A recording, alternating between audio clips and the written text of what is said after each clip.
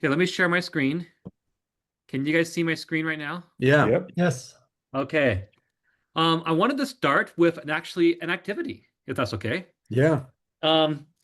If you have seen this activity before, if you know the answer, your job is to sit on your hands and do nothing, right?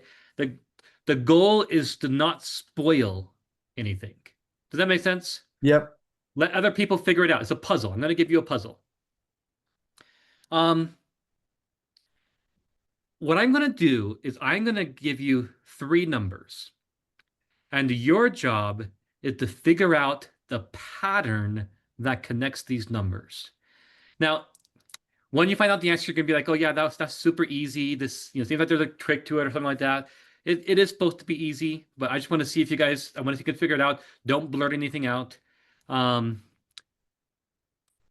numbers I'm gonna give you are 2, 4, and 8. All right.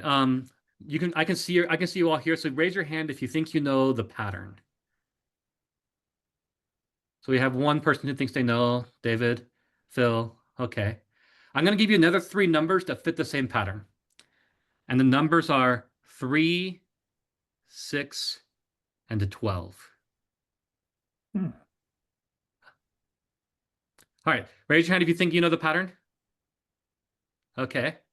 Let's see here. I'm going to do another 3 numbers that also meet the pattern. This one is 15, 30, 60. What was the last number? 60. Okay. All right. Raise your hand if you think you know the pattern that connects these numbers. All right. Raise your hand if you're like more than 80% sure. Okay. Would one of you, if your hand's raised, be willing to suggest 3 numbers to test their theory? Just raise your hand and Phil. 6, 12, and 24. 6, 12, and 24. Bingo. That meets the pattern. Great work, Phil. Anybody else want to suggest 3 numbers to test your theory? David. 5, 10, and 20. 5, 10, and 20. That absolutely meets the pattern. Good work, David. Anybody else? Let's do one more. Doug. 50, 100, and 200. That meets the pattern. All right. Who wants to share with me their theory? Just double each time. Who said that? Doug? Yeah. You know what? I could totally understand why you would think that, but you're absolutely wrong. That's what I thought. So now here's the question for you. Who just had a 90-something% confidence in a theory that was wrong? I want to hear why it's wrong, because so far, all the examples you've given fit the pattern. Oh, yeah, you're right about that. All the examples that we were given fit the pattern. Fit our pattern. Yeah, you're right. Anybody else want to suggest 3 numbers to test our theory? Maybe we didn't know the whole rule. Okay. Anybody else want to test 3 numbers? 20, 40, 80. Yeah, that meets the pattern. Absolutely. Anybody else?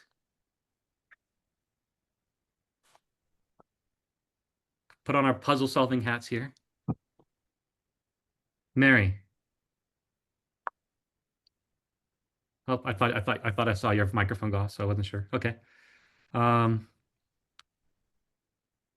So I do this exercise every semester in my cognitive psychology class, and it's loads of fun because students will start banging their heads on their desk. Like, I can't figure it out. Like 1,000, 2,000, 4,000. Yep, that meets the pattern. Like, let's see here. Like 12, 24, 48 meets the pattern. 11, 22, 44. Yep, that meets the pattern. What about 0, 0, 0? That does not meet the pattern, interestingly enough. What How do you- about 1, 2, 3? Yes, Rachel, perfect. That also meets the pattern. That's a different paradigm. It is a different paradigm. Yeah. That also meets the pattern, absolutely. And sometimes students will go on for like 10 minutes like this. And then I'll just let them go. And I'll be like, okay. And at one point, sometimes they'll be like, we are like 99% sure we figured this out. There's no doubt about it in my mind. And I'll have them give me the theory. And I'll be like, yep, not true. That's not right. And they can't figure out what they're doing wrong. Is it just 3 positive whole numbers? 3 numbers increasing in value. Oh, okay. Now, what's interesting about this is that I gave you an opportunity to test your theory. And several people put forward numbers that fit the model that worked in their mind. But what's interesting, and this is what I explain to students, is that almost never in my class does anybody put forward numbers that might contradict the model in their mind. Hmm. They almost always put forward numbers that match their model, and they believe that if they get a positive response, therefore their model is correct.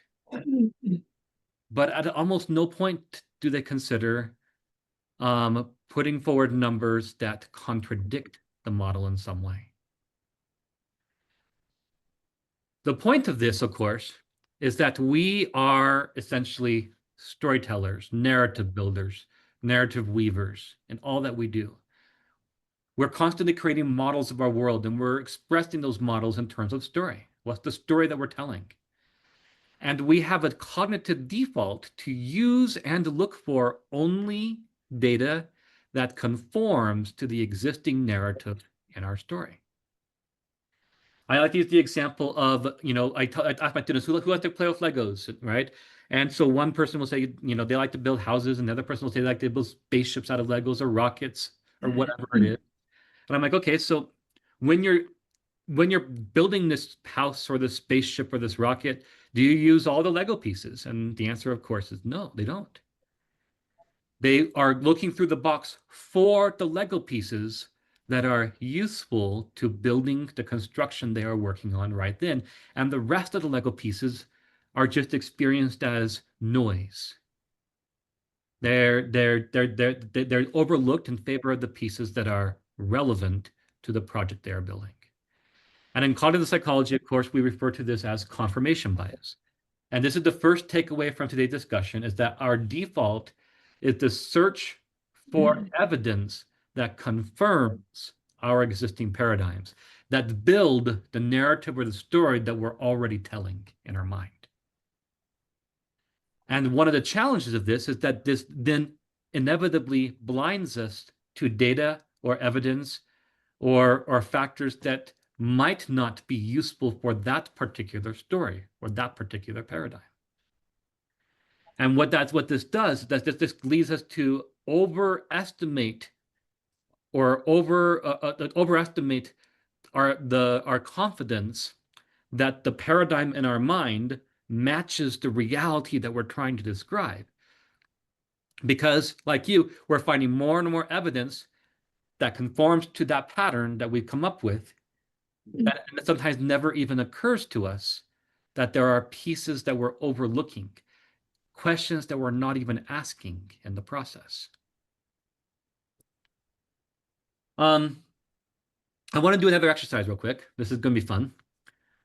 I'm going to show you a picture, and I want you to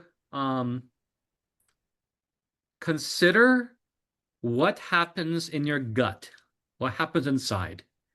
Your immediate default experience when you see this image. Don't second guess yourself. I just want to know what's going on inside of you the moment this pops up on screen. You guys ready?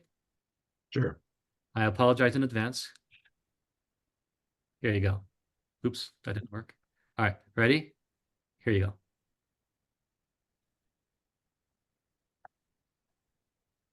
All right, who wants to share what their reaction was to this picture? It's I had a happy feeling, like Happy, I'd seen a friend. happy feeling. That was Rachel, right? Yep. Thank you, Rachel. Happy feeling like you've seen a friend. David I'd Holland. say comfort and acceptance. Comfort, acceptance. He loves me right the way I am. You okay? There you go. All right. Who else? Warmth. Yeah. You'd be really depressed at how many of my students right now have no idea who this guy is. Oh, Yeah, it's sad. It's really sad. All right.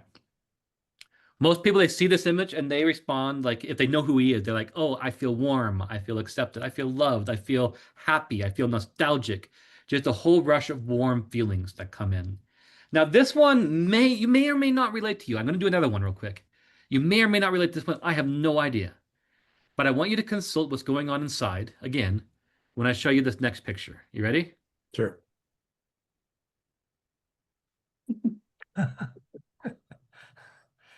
Okay, somebody had a reaction. Dave? Oh, that's Harry Potter. Yeah, Or- yeah, but or any the more? or the Dolores what can I Umbridge. say? Umbridge. She wasn't straightforward and congruent. That Power. that's a kind of an understatement of the year. Yeah. Okay.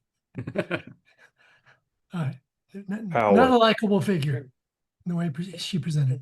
Okay. Anybody else? Power. Power. Okay. Skepticism. Skepticism. Control. Control. When I show this in class, right, and this there's some generational things here, of course, but when I show this in my cognition class, the reaction from the class is usually a collective ew, because they despise this woman with the passion of 1,000 fiery suns. Right? If you're familiar with the story of Harry Potter, she is more loathed than the core villain of the story. And they react very strongly to seeing this picture of her. And one of the takeaways from this is, so Jonathan Haidt, famous social psychologist, he argues that we always have both a cognitive reaction, but also an intuitive reaction to everything that we encounter. Every person that we see, every idea that we meet, every action we observe, we have an intuitive reaction as well as a cognitive reaction. As a consequence of this, of course, we are constantly well, here, let me show you another example.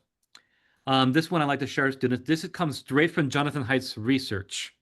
So I just need to preface up front, I didn't invent this one. This just came from Jonathan Haidt's actual research study. This scenario right here, family's dog was killed by a car in front of their house. They had heard that dog meat was delicious, so they cut up the dog's body and cooked it and ate it for dinner. No one saw them do this. And I show this in front of my students. Of course, the reaction is this collective disgust. Like, what in the world is going on here? Jonathan Haidt was really interested in how do people respond to scenarios like this. And sure enough, like he said that he can come. He had a bunch of these. Here's another one. Woman was cleaning out her closet, finds her old American flag. She doesn't want the flag anymore, so she cuts it up into pieces and uses the rags to clean her bathroom. Just to show hands, who had a negative reaction to this one? Yeah, absolutely. That's natural. That's normal. What Jonathan Haidt would do in his research was fascinating. He would basically gauge what people's reactions were, and then he would ask them, "But why? Why do you feel that way?" And he'd listen to the reasoning, and he trained his researchers, his research assistants, to essentially poke holes in every rationale people would come up with for why they find it to be inappropriate. And what he found was that almost no matter how skillfully the researchers would dismantle their arguments, it almost never changed anyone's minds. Takeaway number, hold on, where's my slide tag? Oh, actually, let me give you another example. I tell this story to students. It's fun. Students get a kick out of this. I tell them about how recently I was blending up a smoothie, and I went to the freezer, and I found out I was completely out of frozen fruit. But I wasn't too worried because there was some leftover pizza in the fridge, so I put the pizza in the blender and finished my smoothie. I'm curious if anybody has a reaction to that one. Yeah, I feel slightly sick to my stomach. Slightly sick to your stomach, right? Might be Yeah. good. Yeah, Yeah. mine was yuck. Yeah. We just don't like this, right?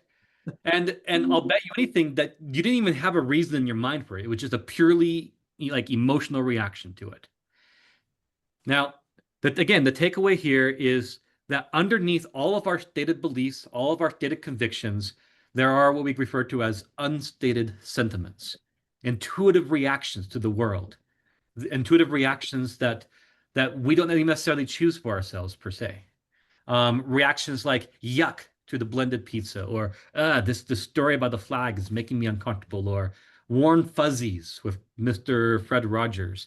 I almost said Steve Rogers, but that would have been a different story. Or the loathing with Dolores Umbridge. Like we have these unstated sentiments, almost involuntary reactions to things in the world around us. And the interesting thing about this is that, according to Jonathan Haidt, these unstated reactions change how we respond to evidence for and against various things. For example, if our intuitions say this tastes bad, this is yuck, then the question we ask is, must I believe this? Sorry, what was that? It's my dog. Oh, no worries. Okay. For example, I when in my class, when I have Fred Rogers up on the screen, I'll say, yeah, I love Fred Rogers. He's one of my heroes. I grew up watching Mr. Rogers. Man, it was so disappointing to read that Atlantic article recently with the allegations about that he was unfaithful to his wife with cast members and set members and whatnot. And students in the class will react really strongly. They'll be like, what? Wait, where did you read that? I'm like, oh yeah, I read in the Atlantic article. And they're like, that can't be true. And I'm like, what? You don't believe the Atlantic? That's a credible source. And they'd be like, no. And someone will start Googling it, trying to figure out if it's right or wrong. I'm like, no, you don't trust me. I'm seriously, I read this. This was from a credible source. Like Fred Rogers, he was unfaithful to his wife. And they'll like launch all these accusations out. And the students get mad. Number one, they refuse to believe me and they call me a liar, right? And they call me a liar before they've even ever verified that I'm lying. Because what's happening is they hear this claim about their hero, their childhood hero, and the question that comes to their mind is, must I believe this? And the answer to that is always no. And so they're searching about for escape hatchet. They're saying, like, how can I get out of believing this thing? And well, if you're motivated to not believe, then you don't have to believe. What's interesting, though, is if, according to Jonathan Haidt, if our intuitions say this tastes good, the question we ask is different. The question we ask is, can I believe? And when I have the picture of Dolores Umbridge on the screen, I'll tell students about how I was watching an interview with J.K. Rowling, and she was talking about the frustration she had as the writer, writing these stories, and how much she wanted to include but didn't have space to include in her book. There's a whole subplot about Dolores Umbridge, where she killed one of the students' dogs, and that how she was caught like being abusive to dogs on Hogwarts campus or whatnot. And students are like, that's so interesting. That's fascinating. Wow, I didn't know that. That's really cool. And not a single one of them even thinks to challenge me on that, even though I'm lying just as surely as I was about Fred Rogers. Because again, the question they're asking is, can I believe this? Because they're hearing it fits their model. It conforms to their already existing sentiments. They want it to be true because they want Dolores Umbridge to be this even more horrible person than she already is. And the Jonathan Haidt's point with this is that our sentiments shift the threshold of persuasion. If the claim that we're being sold, it tastes good to us, our threshold for persuasion is really low. We're asking, may I believe this? All we need is permission to believe, and even the flimsiest arguments, the flimsiest evidence. Oh, my teacher told it to me. That's good enough. But if our intuitions say, this tastes bad, I don't like this, then we ask, must I believe? The threshold is higher. They need evidence. They need strong arguments. They will poke holes in every argument that comes their way, and they won't believe until they're coerced into it, until they have to believe it. According to Jonathan Haidt, in other words, the metaphor here is you can think of these intuitions, these sentiments that we have, as the dog, and rational arguments as the tail. His argument is that the reasoning part of our mind is really the tail that is wagged by the intuitionist dog. by essentially by our sentiments, how we're already feeling about the various claims that we're hearing. Or put differently, rational arguments are the lawyer, while our intuitions are the client. Our sentiments are the client. The job of the lawyer is to argue on behalf of the client. And you guys remember the time in court where the defendant's lawyer persuaded the plaintiff's lawyer to the plaintiff. Oh, the other way around. The plaintiff's lawyer persuaded the defendant's lawyer. So the defendant's lawyer turned against the defendant and started arguing on behalf of the prosecution. You guys remember this story? Because it didn't happen. It doesn't happen, right? The lawyer would get disbarred. It's just unheard of, because the lawyer's job is always to argue on behalf of their client. And in this metaphor, reason is the lawyer, while our sentiments, our intuitions, are the client. The other metaphor that Jonathan Haidt uses is the intuitions, our sentiments, are the elephant, while reason is the rider of the elephant. Now, if the elephant wants to go there, the rider can steer the elephant wherever the elephant wants to, wherever it wants to go, as long as the elephant already wants to go there. But if the elephant doesn't want to go there, there's nothing the rider can do to make it go there. So again, going back to the whole blended pizza thing, I'll try this with the students. I'm like, okay, so you guys are all weird. Like this whole blended pizza is so good, it's so tasty. Like all my friends are doing it. They'll be like, yeah, that's gross. I'm like, dude, blended pizza is what goes down your throat every time you eat pizza, right? Like you're chewing it up just like the blender. And I'll just throw all these rational arguments at them. And what they'll discover is that none of them move the needle, even in the slightest, because their emotional reaction, that disgusted feeling that they have, is the elephant, and the elephant isn't going to go where it doesn't want to go. It's not going to be led by reason where it doesn't already want to be. Which brings us to, again, takeaway number 3. These unstated sentiments, these beneath the surface intuitions that we have, shift the threshold of persuasion. They change what we are willing to be persuaded by. All right, this would be a good time to pause and see if anybody has any questions along the way.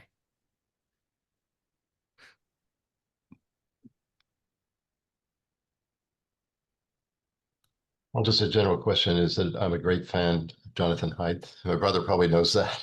And I've been struggling as a member of CCL to figure out how to move people in the direction of persuasion.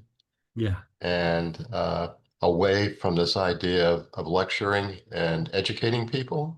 Yes. So this is really, really useful, and it resonates with what I've been trying to do. But thank you so much. Yeah, no problem. One of the things that I want to also emphasize here is that sometimes people will take away from this conversation this idea that, oh, these unstated sentiments that I have, they keep me from being persuaded by persuasive, rational arguments, right? They keep me from viewing the evidence objectively. The solution, of course, is to turn off these sentiments. The emotions get in the way of logical analysis, that in order to see the world the way it really is, rather than through the foggy lens that we do now, we have to, I call it the Spock syndrome. We have to become more like Spock on Star Trek, more emotionless, more logical, right? And what's funny about this is that we know exactly what happens when people do this, because we've done it to people, not on purpose, but in the course of surgery to correct brain damage or whatever, we have accidentally essentially turned off the emotion centers of people's brain, like damaged the connection between the amygdala and the frontal lobe. No gust they would normally feel at the thought of a blended pizza. They would no longer have that warm fuzzy at the sight of Fred Rogers. Basically, and we can measure this, right? So like lie detectors, where they'll put the electrodes on people's skin, they can detect small changes in skin conductance due to the elevated fight or flight response that presumably occurs when people are telling an untruth or whatever. what we can do is we can measure this. Like we can hook people up to these things. You throw up a picture of something absolutely disgusting, like blended pizza, and you will detect an increased response on these electrodes. And we have the patients, documented patients, where the frontal lobe amygdala connection has been severed. They experience no such elevated response. They have no disgust response anymore. And instead of making them more reasonable, they become less reasonable. They become so like, for example, the thought was, well, if I'm no longer, motivated by fear, if I don't have any fear, I'll be able to make better, more reasoned, more informed decisions. Cool. You would think that. But in these individuals, they go and they ruin their relationships. They gamble their life savings away. They make choices that destroy their lives. We talk to them about it and they absolutely know what they're doing, but they do it anyways. The problem is, it's one thing to know that placing a $10,000 bet from your last bit of your life savings is a bad idea. And it's another thing to fear the consequences of doing so. And when they don't have that disgust response, when they don't have those emotional, these underlying sentiments underneath everything, they start to engage in reckless behaviors. But furthermore, what we find is that without these underlying sentiments, our reason becomes ungrounded, almost like a horse without a bridle. Yeah, they can run anywhere they want, but sometimes they become without purpose. And what we find is that without these sentiments, our reason starts to become floppy almost, where we become persuaded of almost anything and everything if somebody has enough PowerPoint slides to show us, enough charts to convince us. It's precisely these beneath the surface sentiments that can help keep us grounded. That keeps me, for example, from watching a 5-minute YouTube video and going and buying crystal wands and becoming really enthusiastic about moon water or whatever the case is, right? Or becoming the flat earther or whatever, right? These underlying sentiments can help, are precisely what raise the threshold of persuasion to the point that causes me to ask questions and to critique and to analyze more and to be reluctant to be persuaded even until the evidence is actually there. It's precisely, for example, my love for the gospel of Jesus Christ that leads me to be a little bit skeptical when I hear salacious rumors in the headlines about the church. Now, some people might say, well, that's just confirmation bias, keeping you in the church. Well, I would argue that we're all in the thralls of confirmation bias in one way or another. That's not to dismiss or excuse any of it, of course. But the fact that I have enough love for the gospel of Jesus Christ to make me ask some further questions before I just swallow the headlines that I read is part of what keeps me grounded. Is part of what, for example, keeps me loyal to my nation, for example. It's part of what keeps me loyal to my family. We need these underlying sentiments to keep us, to protect us in a way. So they serve a purpose for us. They're not something that we should blindly dismiss. We just need to be aware of them and aware of how they're operating in our lives. So takeaway number 4 is our elephants do a lot of important work for us. They keep us grounded at times. All right, next. Where do these intuitions come from? Where do these moral sentiments arise? They arise from a lot of different sources. They arise, for example, from the way we were raised with our families.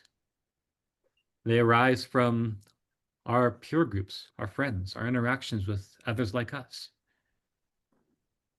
They arise from our political tribe, right? We absorb the moral sentiments and tastes of the tribes and parties and groups that we join and become a part of. We absorb them almost like a matter of osmosis that keeps us from, and we don't even realize it's happening, right? We see this, that we actually document this in real time. Somebody joins a new political tribe, and then over the course of, several months, we actually going to track and observe how even if their beliefs don't always change, their sentiments swiftly do, to start to mirror those who they consider their new members of their group. We absorb sentiments from social media, from the memes and from the posts that we see floating through our feeds. We absorb our sentiments from our entertainment. I often teach students about the difference between what we call informational social influence, which is where you write a pamphlet, or as David was saying, you make a presentation and lecture at someone. You create charts and diagrams and figures. You construct logical arguments and all this kind of stuff. These would call informational social influence, and quite frankly, it doesn't really move the needle all that much. Right? You can write the most persuasive book in the world, and it's not actually going to persuade that many minds. The people who will claim to be persuaded by it are usually those who are already part of your political, social, cultural tribe. But what does change hearts and minds is what we call normative social influence. This is where instead of writing a book, you write a song. And it becomes somewhere in the top 20 played hits that year. Or you create a Netflix show, one that doesn't necessarily preach at the audience, but nonetheless showcases or models what you want, how you want people to behave and what you want them to believe. Jeff, can I ask a question about that? I just wanted to make sure I get this in my notes. Yeah. Normative, what is it? Normative social influence, right? Thank you. Right. You're basically leveraging the power of social norms in order to influence people's opinions and perspectives. But what's really going on here in Jonathan Haidt's terms is instead of talking to the writer, you're talking to the elephant. Instead of trying to persuade the lawyer, you're trying to persuade the client. And since the client operates on the level of unstated sentiments and feelings, the way you persuade is you shape people's feelings. And you do that again through, you have to kind of do that going sideways rather than straight on. So takeaway number 5 is we develop our sentiments from a host of cultural influences that usually take place beneath the level of our conscious awareness. We are not always in control of our default emotional responses to the things that we hear and see in our lives. Those are often inherited, again, from our upbringing, from our social tribes, from our culture, and so on. I'll give an example, right? So I'll be honest, for years of my life, going all the way back here, for years of my life, I had a pretty negative taste in my mouth whenever I heard about things like environmentalism or environmental causes. I can probably trace that all the way back to 5th grade, probably. I checked a book out of the library, 101 Ways to Save the World, it was. And they talked about things like reducing plastic use and recycling and all these things. And I told my mom, hey, I would like to reduce some of our plastic use in the home. And she's like, where'd you get that from? Well, from this book. Oh, well, that's the hippie leftist way of viewing things, I wouldn't put too much stock into that. And very quickly, I absorbed the sentiments. Oh, yeah, the environmentalists are the hippie leftist way of doing things. And it wasn't because she provided any rational argument. It wasn't because she provided counter evidence to the book I was reading. It was purely on the level of the elephant, the sentiments. I was at that age where I swiftly absorbed the way she was feeling, and my feelings began to mirror hers. Over time, that has changed quite a bit in my life. But again, it wasn't really because anybody showed me a brochure or walked me through a bunch of charts or anything like that. Again, it was through a process of slow cultural osmosis. I joined new groups, become part of new circles where people have different sentiments, and slowly I absorbed those sentiments as well. All right. Which again brings us to the next point. I talked to people about this. I have no idea what the opinions of this group are, but I talked to my students about this because it's a great example of how this works. So what do you feel inside when I say these words? And the words are nuclear power. And what's interesting is that a number of students will say, well, I feel fear. There's a negative reaction there. And I'm like, what do you think? What's the first thing you think of? Well, they think of, well, nuclear bombs or Chernobyl. They think of death. They think of destruction. They experienced the very concept of nuclear power the same way they experienced the picture of Dolores Umbridge, or the story of the dog getting hit by the car, or the blended pizza. And I tell them, I say, okay, I could present you a whole bunch of charts about how we have new nuclear reactors that don't have any of the same risks that Chernobyl had, and all yada yada, where we can now recycle some of the newer nuclear fuels. And I could talk to you about all of this stuff, but I'm willing to bet that as long as your first reaction to hearing about hearing this concept is fear, the threshold of persuasion is going to be high. You're going to be asking the question, must I believe? And that means I probably won't move the needle very much. Like, for example, I'm not going to move the needle until, when I say nuclear power, your first thought in your mind is the warm glow of this energy-rich future that's made possible through us, through this conduit, et cetera, and so on, right? In order to change minds, we have to first change the way people feel. Now, I'm not a marketer. I don't know how to do that very well. But that's what marketers, that's what they're trained to do. If you want to sell someone a car, what you don't do is give them a thick book full of schematics and safety tests and everything like that. What you do is you show them a video of Matthew McConaughey confidently behind the wheel driving their vehicle. Right? They're not presenting any sort of graph or figure or chart or data. They're just simply trying to speak to the level of emotions. Oh, this is the car of class. This is the car of privilege. This is the car of where that people who have everything that you want drive. You change how they feel, then you can persuade them on everything else. Then, actually, let me rephrase that. Then you don't even have to persuade them on everything else. Their reason will take the flimsiest of evidence, in fact.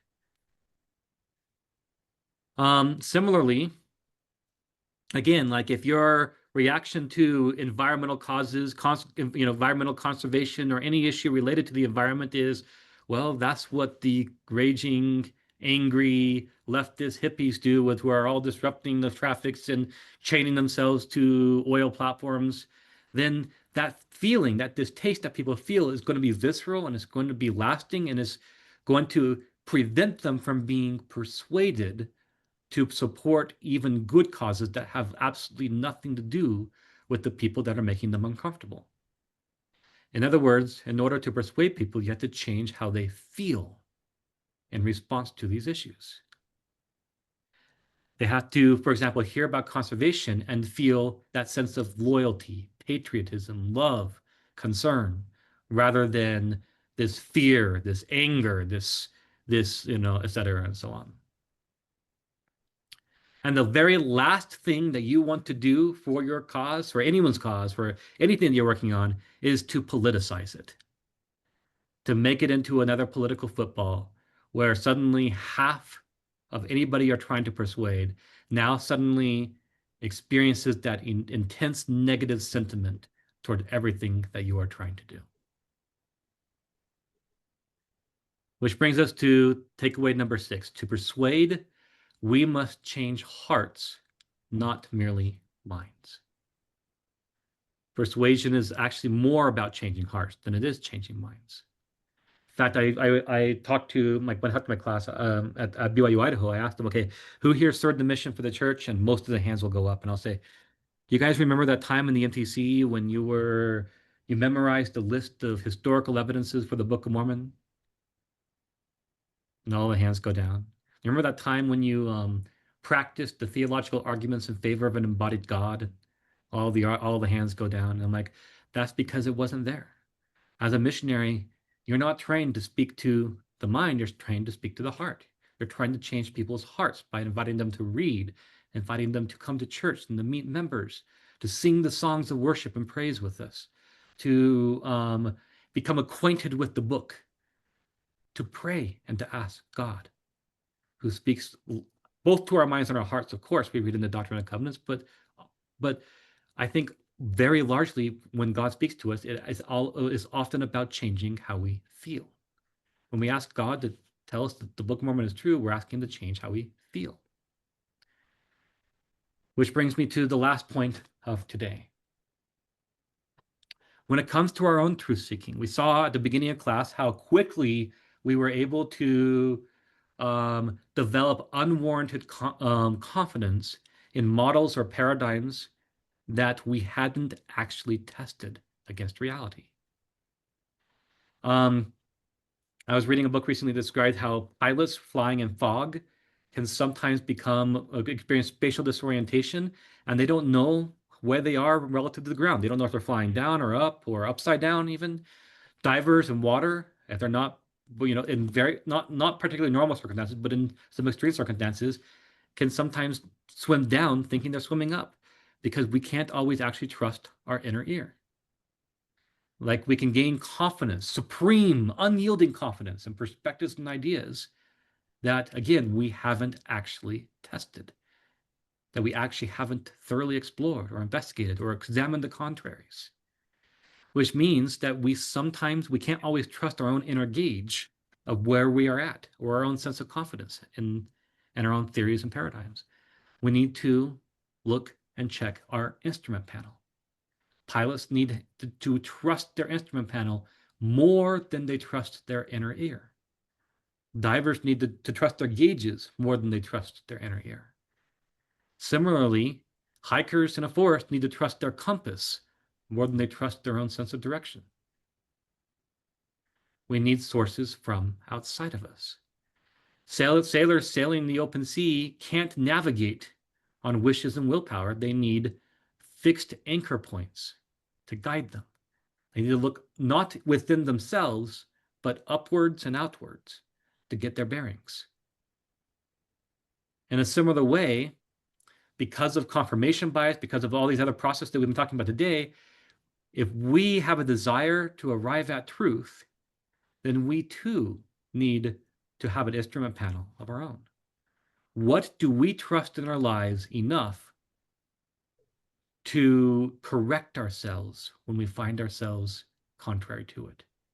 What external sources do we find sufficiently trustworthy that when they say, hey, you're upside down, we trust enough to check it out and correct, to call ourselves into question and re-examine our convictions a little bit.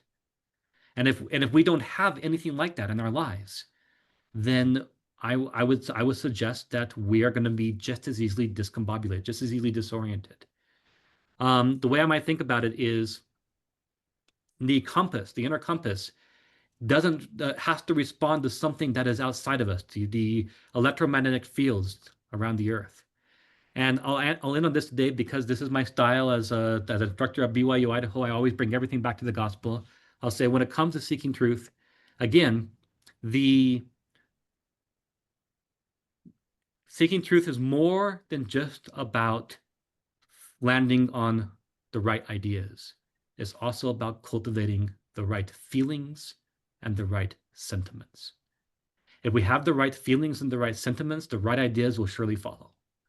If we don't have the right feelings and the right sentiments, we don't love the right things, then the right ideas will always seem out of harmony and out of sync with the elephant. The rider will always seem out of harmony with the elephant.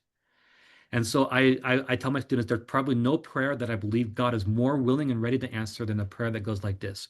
Heavenly Father, please help me to love the right things.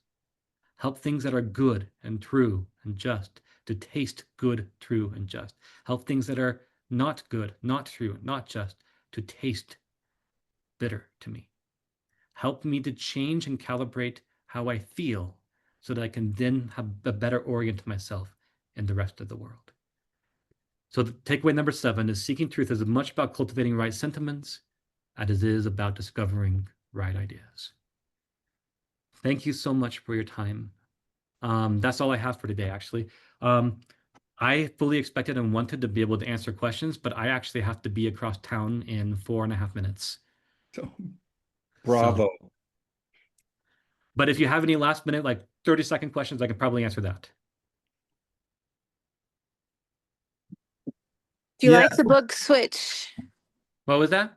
Do you like the book Switch by the Heath brothers, where they talk about the elephant and the rider and some of those other things? I haven't read that one. I've read a bunch of Jonathan Haidt's work and some other works, but I have not read that one yet. Okay. So It's more of a business book, but it has the same framework. awesome. Which Jonathan Haidt book is the best one to read? Oh, for this one, it would be The Righteous Mind. Okay. So This is very relevant to us and what we want to accomplish as a group, I think. So thank you, Jeffrey. awesome. I hope it helps some. I hope you enjoyed the hour, and hopefully I was able to contribute something.